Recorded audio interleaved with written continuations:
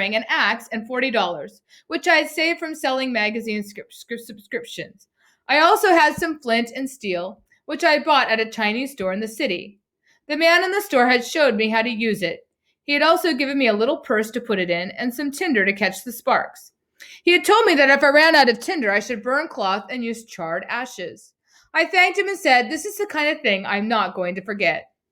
On the train north to the Catskills, I unwrapped my flint and steel and practiced hitting them together to make sparks. On the wrapping paper, I made these notes. A hard, brisk strike is best. Remember to hold the steel in the left hand and the flint in the right, and hit the steel with the flint. The trouble is the sparks go every which way. And that was the trouble. I did not get a fire going that night, and as I mentioned, this was a scary experience. I hitched rides into the Catskill Mountains. At about 4 o'clock, a truck driver and I passed through a beautiful dark hemlock forest, and I said to him, "This is as far as I'm going." He looked around and said, "You live here?" "No," I said, "but I'm running away from home, and this is just the kind of forest that I always dreamed I would run to. I think I'll camp here tonight," and I hopped out of the cab. "Hey, boy," the driver shouted, "are you serious?" "Sure," I said. "Well, now, ain't that something? You know, when I was your age, I did the same thing. Only thing was, I was a farm boy and ran to the city, and you're a city boy running to the woods. I was scared of the city. Do you think he'll be scared? You'll be he's scared of the woods? Heck no," I shouted loudly. As I marched into the cool, shadowy woods, I heard the driver call to me, "I'll be back in the morning if you want to ride home."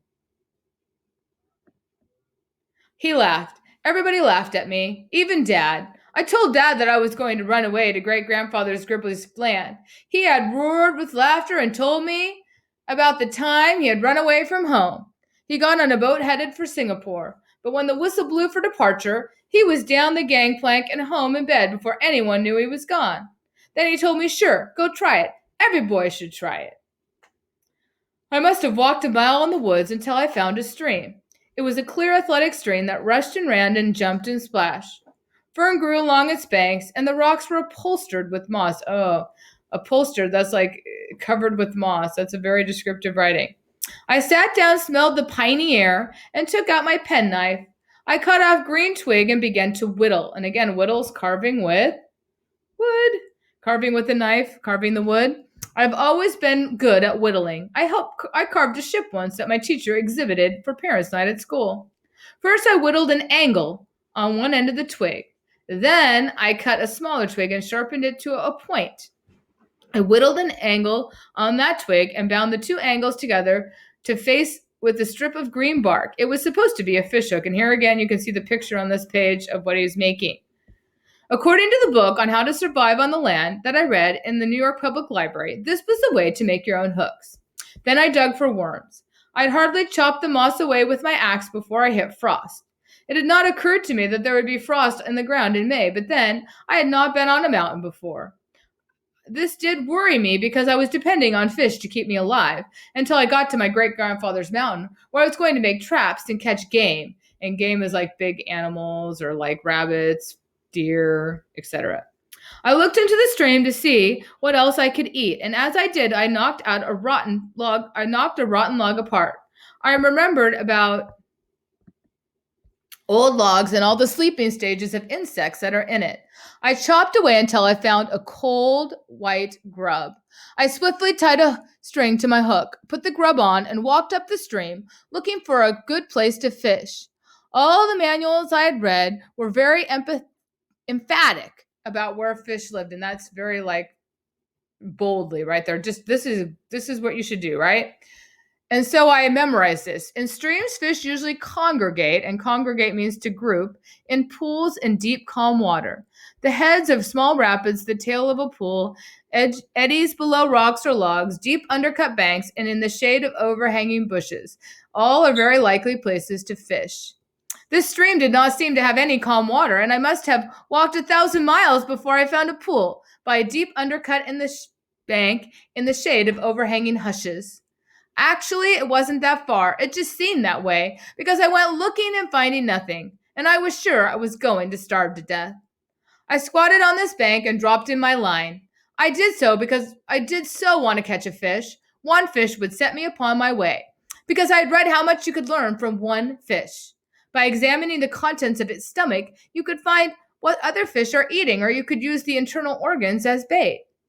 The grub went down to the bottom of the stream. It swirled around and hung still. Suddenly, the string came to life and rode back and forth and round in a circle. I pulled with it a powerful jerk. The hook came apart, and whatever I had circling went back to its bed.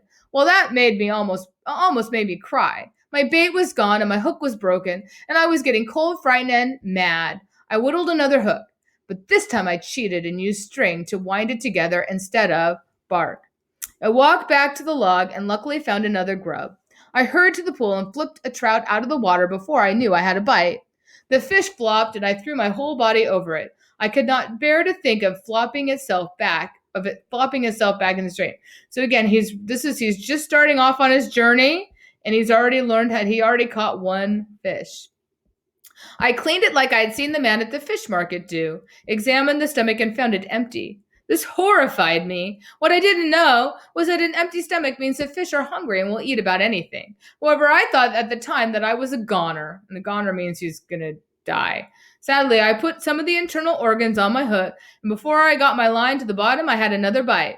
I lost that one, but got the next one. I stopped when I had 5 nice little trout and looked around for a place to build a camp and make a fire. It wasn't hard to find a pretty spot along the stream. I selected a place beside a mossy rock in a circle of hemlocks. I decided to make a bed before I cooked. I cut off some boughs for a mattress and then leaned some dead limbs against the boulder and covered them with hemlock limbs. This made a kind of a tent. I crawled in, lay down, and felt alone and secret and very excited. And here's a picture of what he built over here. You can see he made it like a little tree fort or a little. But the rest of the story. I was on the northeast side of the mountain. It grew dark and cold early. Seeing the shadows slide down on me, I frantically ran around gathering firewood. This is about the only thing I did right from that moment until dawn, because I remembered that the driest wood in the forest is the dead limbs that are still on the trees. I gathered an enormous pile of them. The pile must still be there, for I never got the fire going. I got sparks, sparks, sparks. I even hit the tinder with the sparks. The tinder burned all right, but that was as far as I got. I blew on it, I breathed on it, I cut my hands, but no sooner did I get the twigs, the whole thing went black. Then it got too dark to see. I clicked the steel and the flint together, and even though I couldn't see the tinder, finally I gave up and crawled into my hemlock tent, hungry, cold, and miserable. I can talk about that first night now, although it is still embarrassing to me, because I was so stupid and scared, and I hate to admit it. So again, he's talking about the first night, how he didn't get his fire started. I had made my hemlock bed right in the stream valley where the wind drained down from the cold mountaintop. It might have been all right if I had made it on the other side of the boulder, but I didn't. I was right on the main highway of the cold winds as they tore down the valley below. I didn't have enough hemlock boughs under me, and before I had my head down, my stomach was cold and damp. I took some boughs off the roof and stuffed them under me, and my shoulders were cold.